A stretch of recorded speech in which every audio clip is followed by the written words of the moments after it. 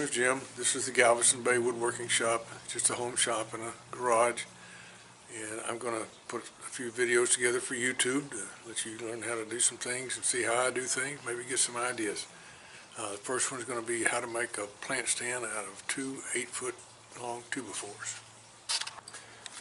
Okay, this is the plant stand we're going to make. Like I said, we're going to try to make it out of two 8-foot long 2x4s.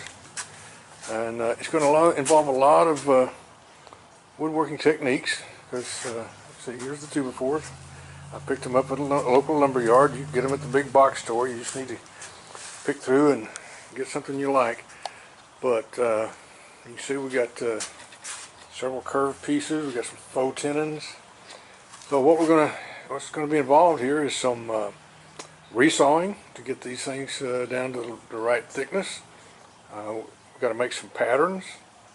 Going to cut some mortise and tenon joints. Going to make some faux mortise and tenon joints. Well, I don't know if you can see this top, but we're going to make a pyramid top on the legs. So a lot of little techniques involved in what looks like a pretty simple plant stand.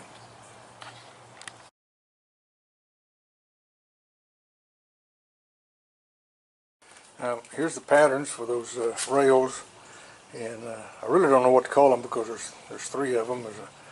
This one is the smaller upper rail, then you got the middle rail and the lower rail, and you see they got the mortise and tenon or tenons on the end. We're going to have to cut mortises for those, and then these holes here are to guide the router when you make the mortises for the faux tenons that look like they're through tenons, but they're not. They're just fake, and I'll show you what those are for in a little later on in this video.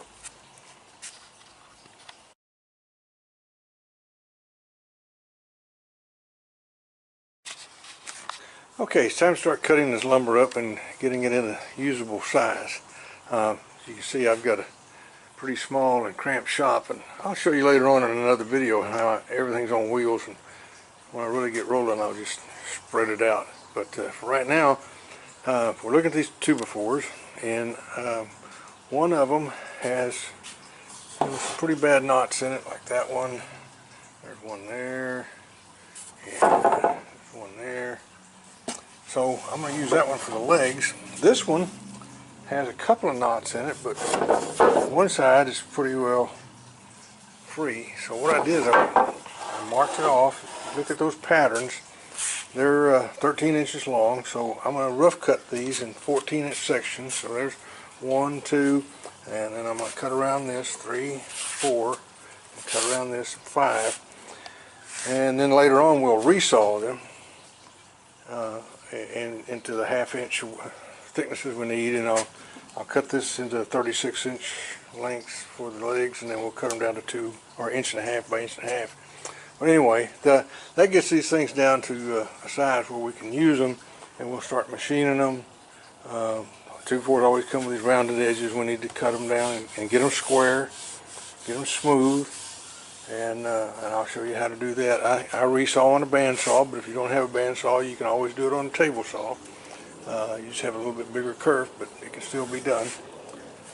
So we'll do that next. We'll start cutting these down and getting them to a size where I can manage them, because I can't fling these 8-foot long boards around in this shop very easy.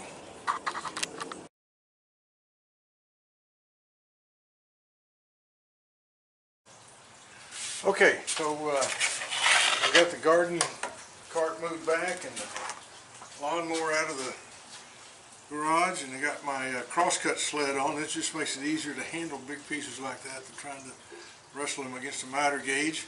Got my blade raised up. I got it all set, and first thing I'm going to do is basically cut this thing roughly in half and then cut the other pieces.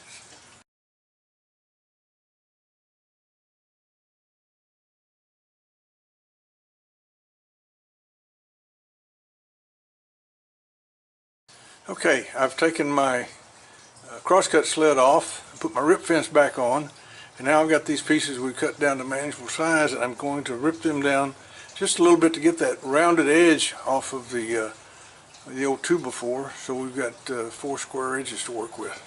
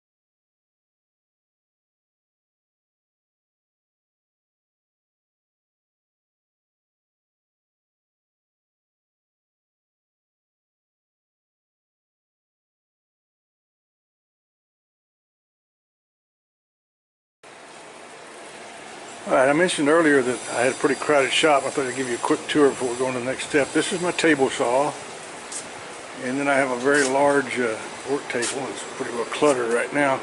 It came out of an old high school wood shop when they closed down their industrial arts department.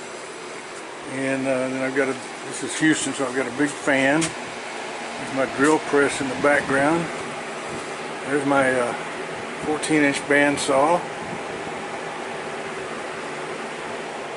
And the back of that cabinet is the back of my compound miter saw. My router table is in the wing of my table saw. I had another table saw that burned up, and I took the tabletop off of it and had a friend that's a machinist machine a slot for my router, and then I mounted it on the wing of my table saw. So I've got a wing extension as well as a router table. There's my tabletop joiner, 6-inch.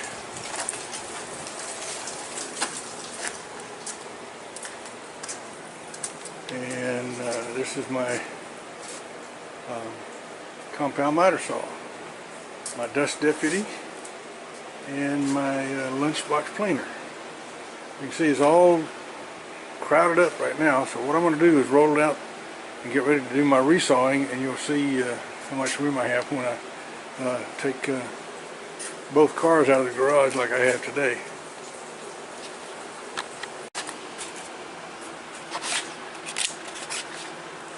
Okay, there's my bandsaw pulled out. That's what we're going to be using to resaw, and I'll show you how to set that up. There's, you can see it's on a mobile base. My big fan is also on a mobile base, and it's got a little bit of storage room underneath. There's my benchtop sander, and there's my drill again. My plan is to get rid of this soon.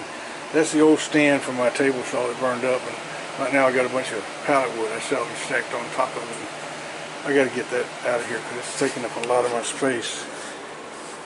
Now here I got my benchtop planer rolled out and ready to get set up, because what we're going to do is resaw the 2x4s to 5/8 and then plane them to 1/2 inch, so we'll get them to the size we need to make the plant stand. If you don't know what resawing is, if you're not familiar with it, the wood has been sawed to a thickness once. Now we're going to resaw it to another thickness, from the 1 5/8 of a standard 2x4 down to 1/2 inch that we can use. So let me get that set up, and we'll get started.